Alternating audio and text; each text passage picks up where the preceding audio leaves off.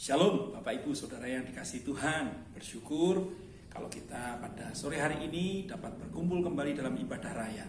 Mari kita akan berdoa. Tuhan, berkati ibadah raya pada sore hari ini di mana kami masih mengadakan ibadah online Tuhan. Tuhan tolong supaya ibadah ini dapat kami laksanakan dengan indahnya, memberkati, menjamah hati kami bersama-sama dengan semua jemaat yang ada Tuhan. Berkati para pelayan-pelayan yang akan melayani. Terima kasih Tuhan, dalam nama Yesus kami bersyukur dan kami membuka ibadah kami. Haleluya. Amin. Haleluya.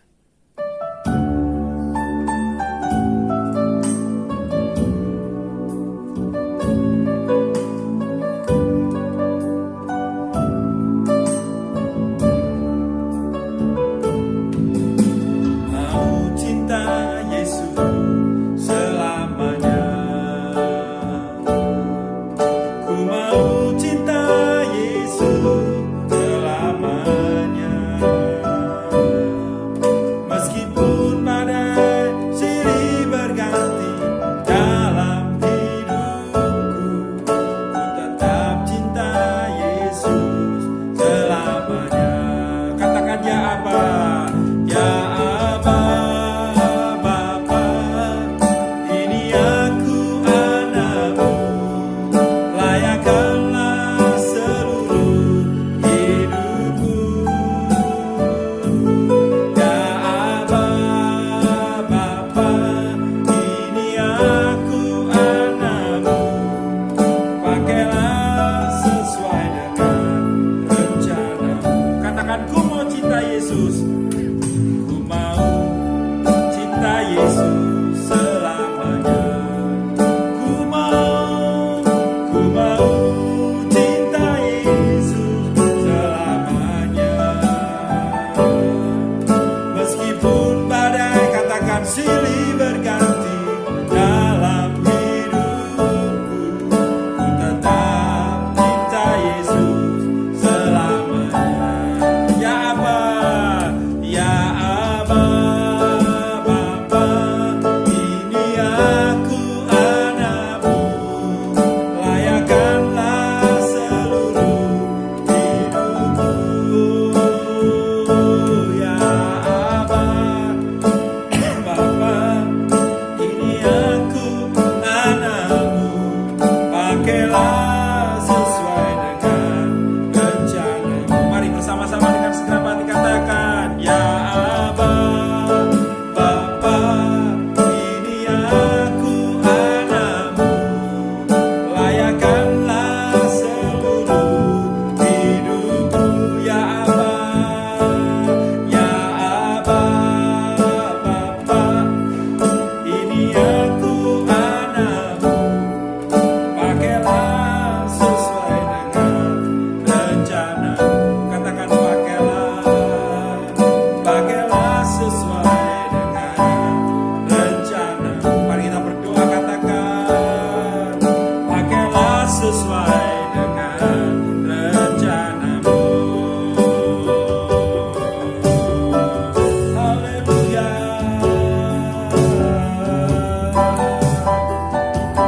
Pakailah kami sesuai rencanamu.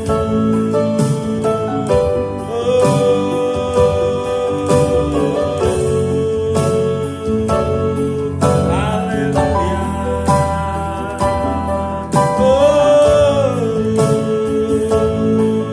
Kaulah Bapakku yang baik.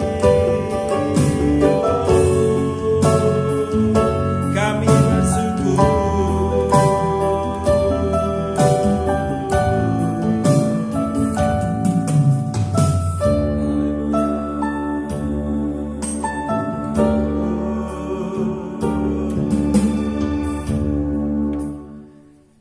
Mari Tuhan, Engkau akan memberkati pujian dan penyembahan kami. Kiranya pujian penyembahan kami akan berkenan di hadirat-Mu. Terima kasih, saatnya kami akan memuji dan meninggikan Engkau, karena Engkau adalah Allah yang luar biasa. Haleluya. Amin. Mari kita akan pujikan lagu Dialah Allah yang menyembuhkan, Dialah Allah yang mencukupi, Dia adalah Yehova Jireh, Allah yang selalu mengadakan apa yang kita perlukan. Haleluya. Mari kita bertepuk tangan bersama-sama.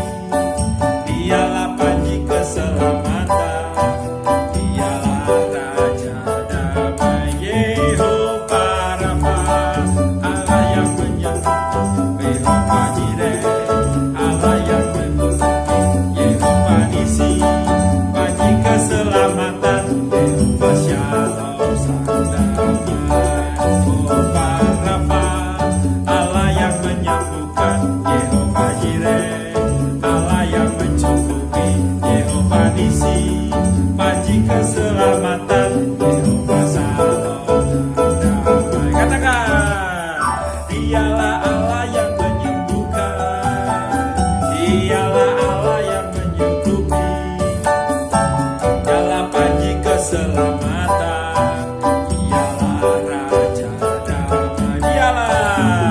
Dialah Allah yang menyembuhkan, Dialah Allah yang mencukupi, Dialah panji keselamatan, Dialah Raja damai. Yehova Rafa, Allah yang menyembuhkan, Yehova Jireh, Allah yang menyembuhkan, Yehova Nisi, panji keselamatan, Yehova Shalom sang damai. Yehova Rafa, Allah yang menyembuhkan, Yehova Jireh, Allah yang mencukupi, Yehova Nisi, katakan panji keselamatan, Yehova Shalom sang damai. Yehova Rafa, Allah yang menyembuhkan, Yehova Nisi, Allah yang mencukupi, Yehova Nisi, panji keselamatan, Yehova Shalom. Sekali lagi katakan, Yehova Rafa, Allah yang menyembuhkan, Yehova Jireh, Allah yang mencukupi, Yehova Nisi, panji keselamatan, Yehova Shalom sang damai. Yehova Shalom sang damai. Yehova Shalom sang damai.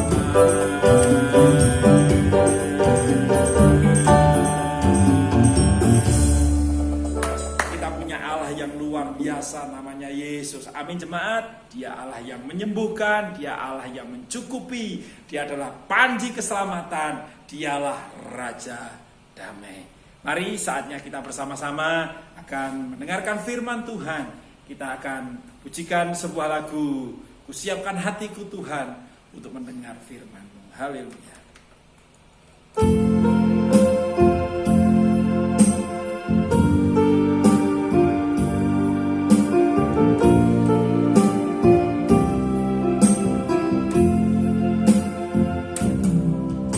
Siapkan hatiku Tuhan untuk dengar firman-Mu saat ini.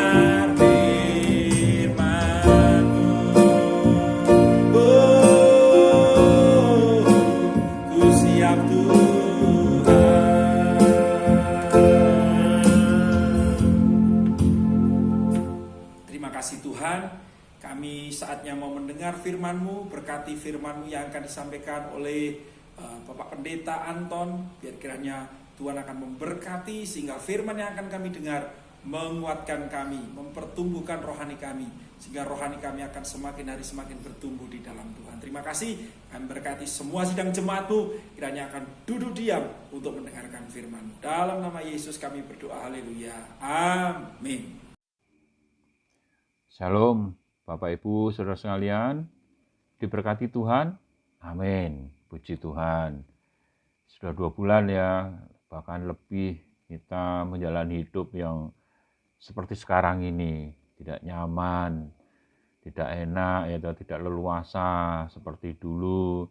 Kita bisa kumpul, ngobrol-ngobrol, nggak bisa ibadah, susah, bekerja harus di rumah, sekolah juga harus di rumah, dan sampai kapan kita juga tidak tahu ya.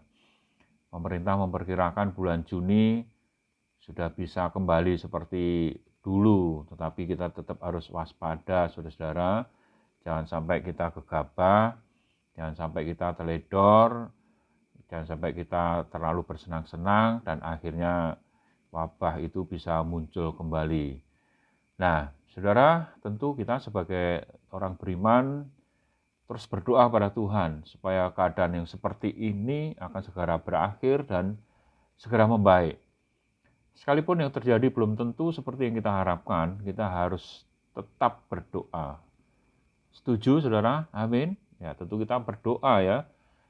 Nah, hari ini saya akan sharing firman Tuhan yang saya beri judul dengan Kuduskan Kristus di dalam hatimu sebagai Tuhan. Yesus itu penyelamat kita, saudara. Kita bisa berseru-seru kepada Tuhan Yesus, memohon perlindungan, memohon keselamatan, dan Dia dengan anugerahnya menyelamatkan kita. Tetapi kita juga harus paham, saudara, bahwa Yesus itu juru selamat dan juga sekaligus Tuhan atau Tuan atau bos kita, saudara.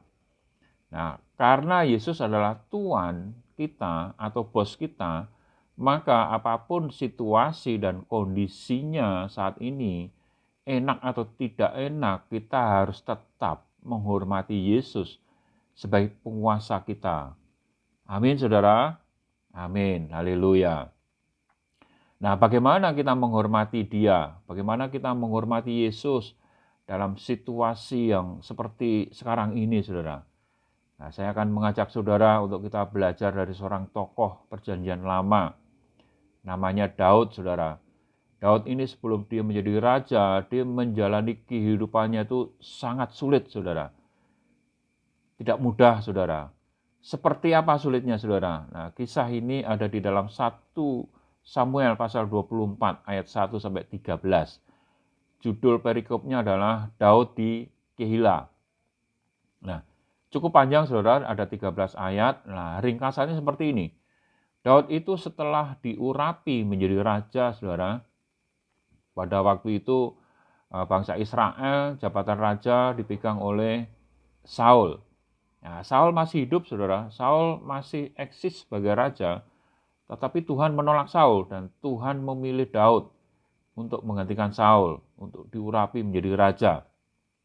Nah, setelah Daud diurapi menjadi raja, saudara, dia langsung terjun ke medan perang. Dia melihat ada seorang pahlawan dari musuh bangsa Israel, namanya Goliat. Nah, Daud tergerak hatinya untuk menghadapi Goliat. Dan singkat cerita, saudara, Daud bisa mengalahkan Goliat. Nah, setelah Daud bisa menang terhadap Goliat, Daud langsung dapat penghargaan, saudara. Daud langsung menjadi menantu Saul. Daud langsung mendapatkan istri dari anak Saul, saudara. Nah, lama-kelama Saul ini tidak rela, saudara. Dia berpikir kalau suatu saat nanti tahta kerajaannya akan beralih kepada Daud. Dia punya anak kandung pria namanya Yonatan. Dipikir mestinya yang akan menggantikan dia untuk menjadi raja adalah Yonatan, bukan Daud. Nah, lama-lama, saudara, timbul kebencian Dan kebencian itu akhirnya sampai memuncak dan Saul hendak membunuh Daud, saudara. Padahal Daud sudah menjadi menantunya, saudara. Menjadi suami dari anaknya. Nah, karena Daud ini menghormati Saul, saudara, ketika dia tahu bahwa dia akan dibunuh oleh Saul, maka Daud memilih untuk lari, saudara, dari istana. Dia memilih bersembunyi di gua-gua, bersembunyi di padang gurun, saudara. Bagi Daud untuk membunuh Saul itu tidak sulit, saudara. Dan Tuhan sendiri juga sudah berkata kepada Daud bahwa Saul sudah diserahkan kepada Daud. Tetapi Daud tidak mau membunuh Saul. Daud segan, saudara. Karena Saul adalah orang yang diurapi oleh Tuhan. Dia memilih untuk bersembunyi, lari jauh dari istana. Nah, di tempat persembunyiannya itu, saudara, Daud memperoleh anak buah 600 orang, saudara. Nah, 600 orang ini adalah orang-orang pelarian, saudara. Orang-orang yang sakit hati, orang-orang yang nggak bisa bayar utang, yang dikejar-kejar sama debt collector gitu, saudara. Atau kalau istilah sekarang ini adalah orang-orang preman begitu, saudara. Nah, Daud punya anak buah 600 orang hidup di dalam pelarian. Nah, konsekuensinya kan Daud harus memberi makan kan, saudara. Harus menghidupi 600 orang ada di dalam pelarian. Ini tidak mudah loh, saudara. Nah, suatu ketika, saudara, ketika ada di dalam persembunyian, Daud mendengar ada satu kota namanya kota Kehila. Ini diserbu oleh bangsa Filistin. Nah, di tempat persembunyiannya Daud mendengar bahwa ada bangsa Filistin yang menyerang kota Kehila. Nah, Daud tergerak hatinya, saudara, untuk menghadapi bangsa Filistin. Tetapi ia tidak bisa pergi seorang diri, saudara. Ya, saya akan bacakan dari ayat 1. Diberitahukanlah kepada Daud begini. Ketahuilah orang Filistin berperang melawan kota Kehila dan menjarah tempat-tempat pengirikan. Lalu bertanyalah Daud kepada Tuhan, apakah aku akan pergi mengalahkan orang Filistin itu? Jawab Tuhan kepada Daud, pergilah, kalahkanlah orang Filistin itu dan selamatkanlah Kehila. Nah, ketika Daud tergerak hatinya untuk mau menyerang bangsa Filistin yang sedang menyerbu kota Kehila, dia nggak bisa pergi seorang diri, saudara. Maka dia bertanya pada Tuhan.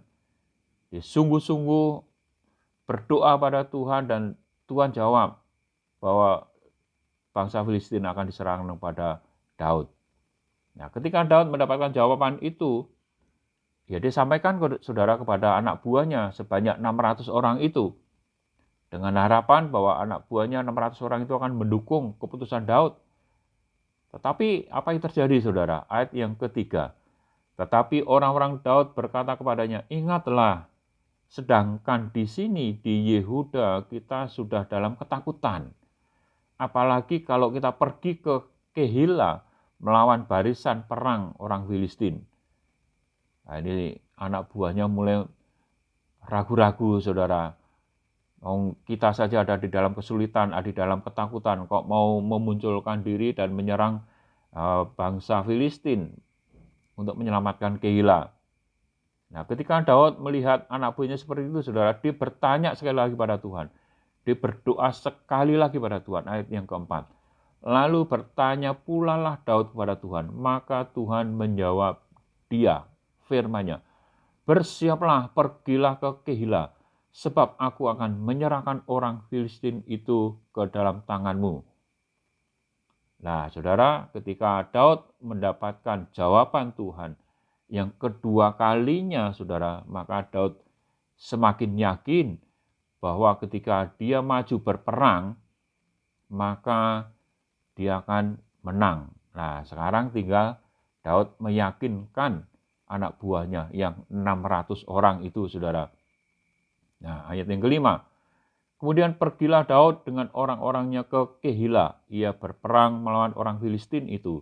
Dihalaunya ternak mereka dan ditimbulkannya kekalahan besar di antara mereka. Demikianlah Daud menyelamatkan penduduk Kehila.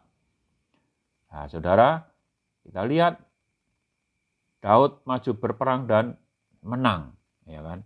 Dipertanya pada Tuhan dan Tuhan jawab bahwa Daud akan menang berperang. Dan ketika Daud bertindak, ternyata betul-betul Daud bisa mengalahkan bangsa Filistin.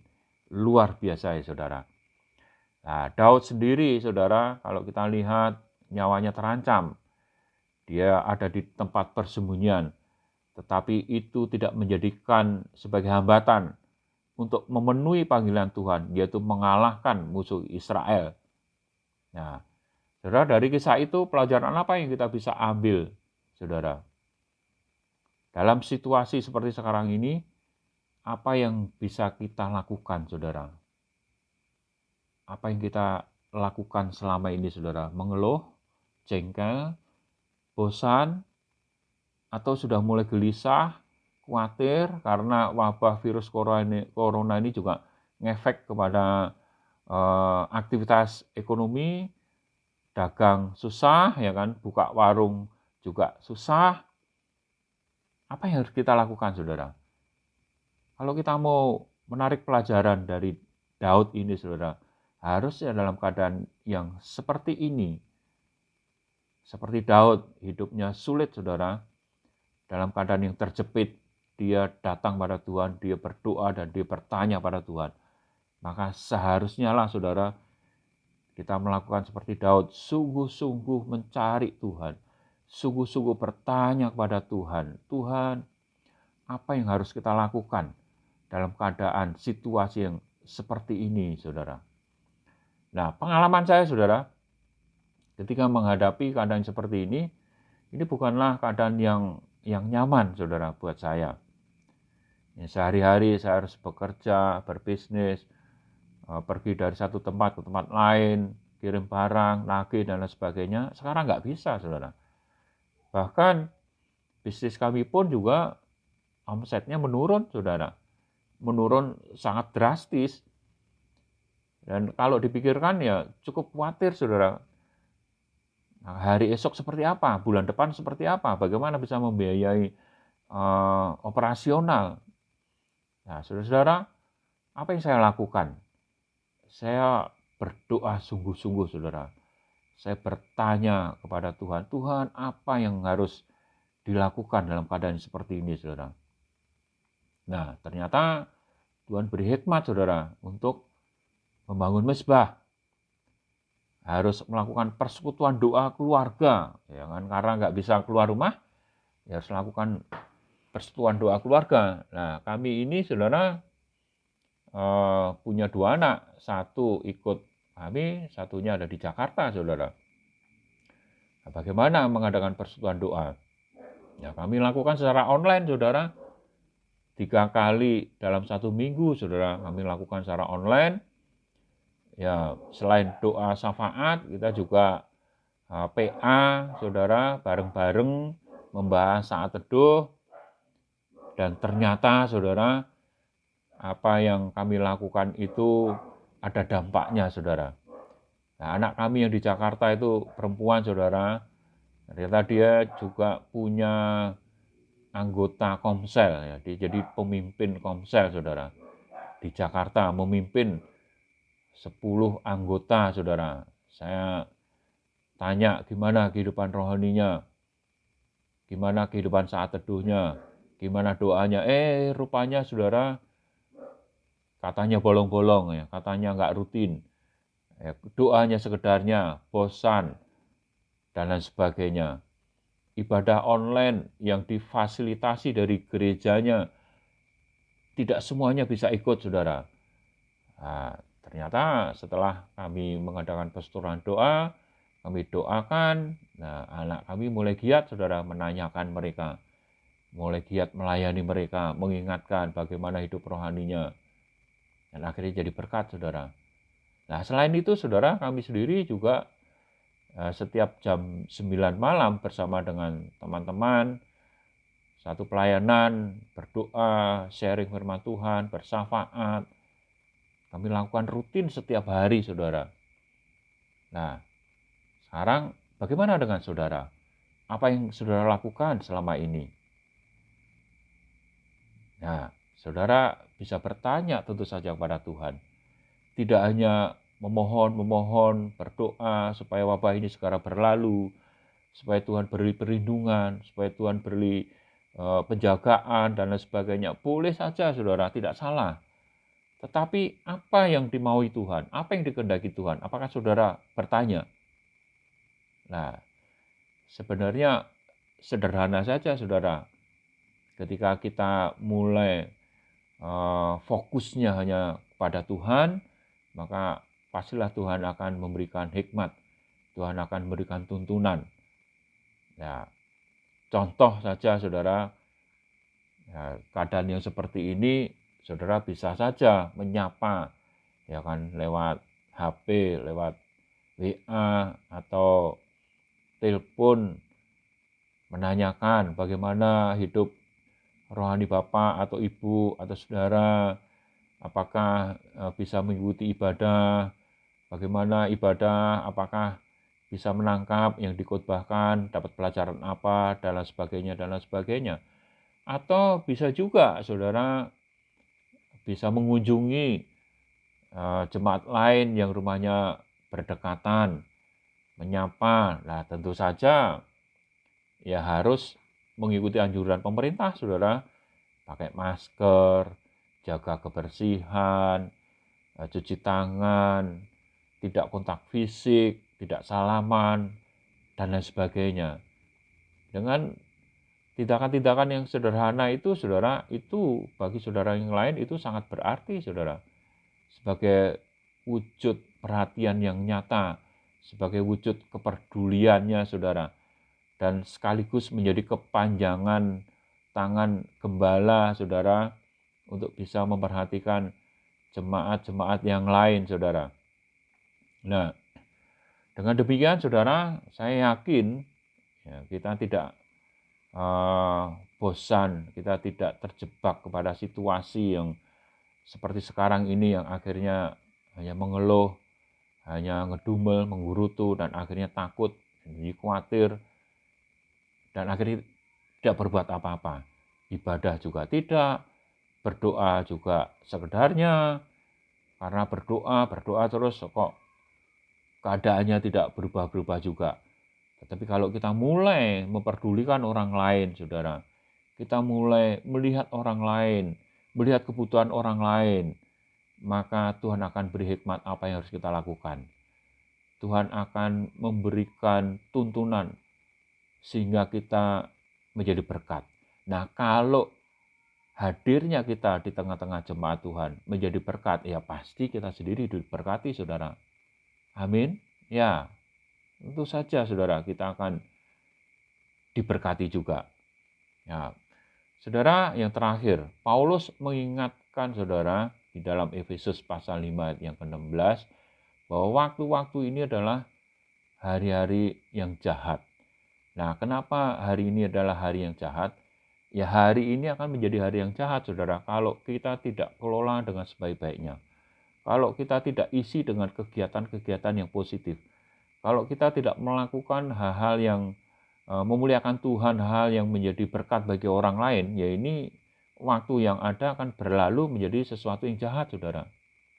Maka dari itu, saudara, marilah saudara, kita kelola waktu kita dengan sebaik-baiknya.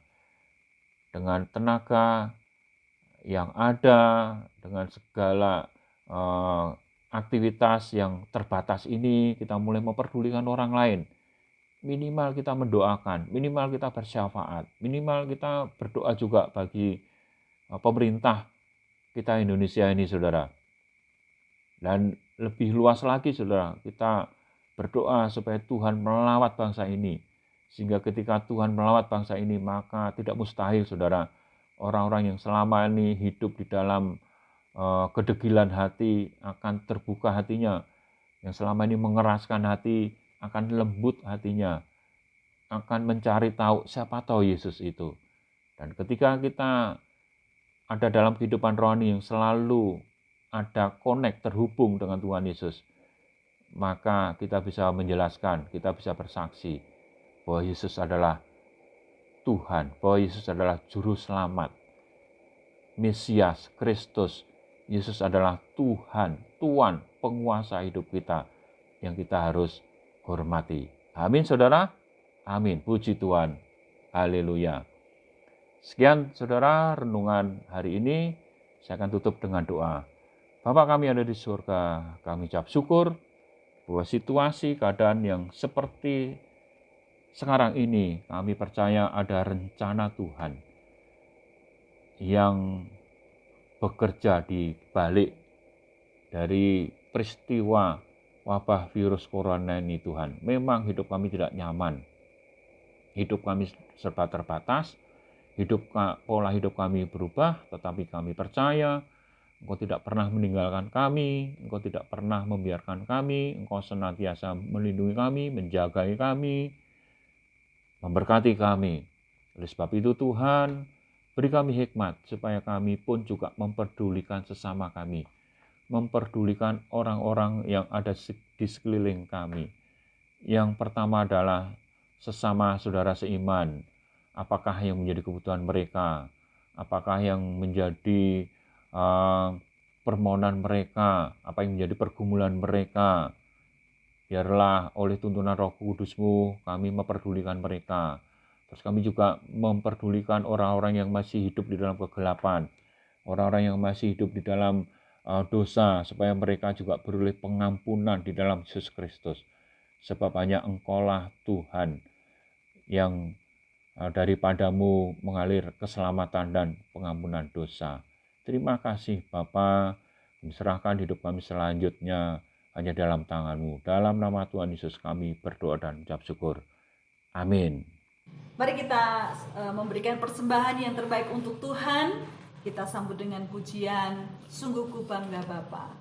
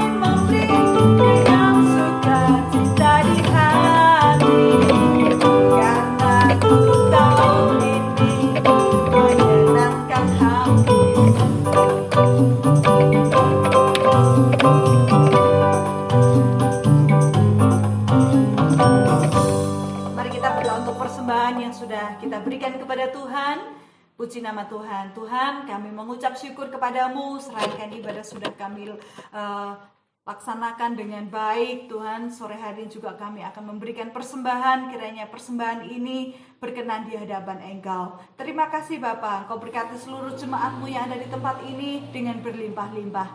Di dalam nama Tuhan Yesus kami berdoa mengucap syukur, haleluya, amin. Mari kita akan akhiri ibadah pada sore hari ini dan kita akan menerima berkat bersama-sama. Tuhan, Engkau akan menolong setiap jemaat-Mu, khususnya dalam minggu ini. Biar kiranya jemaat-Mu selalu tetap kuat di dalam Engkau. Meskipun kami harus bersekutu di rumah-rumah, tetapi kami percaya Tuhan tidak akan pernah tinggalkan kami.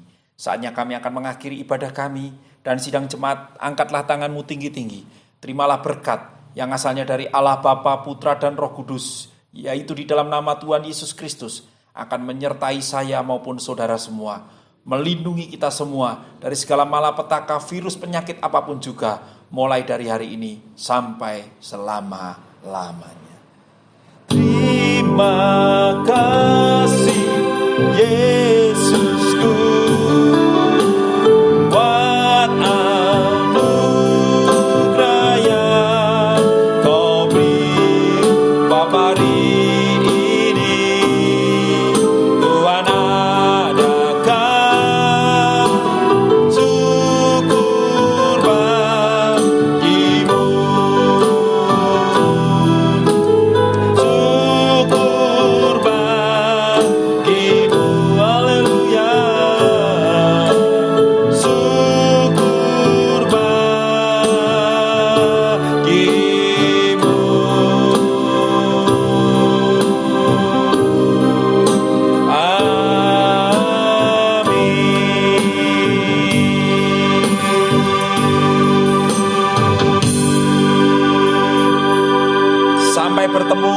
Jumat mendatang. Tuhan Yesus memberkati. Haleluya.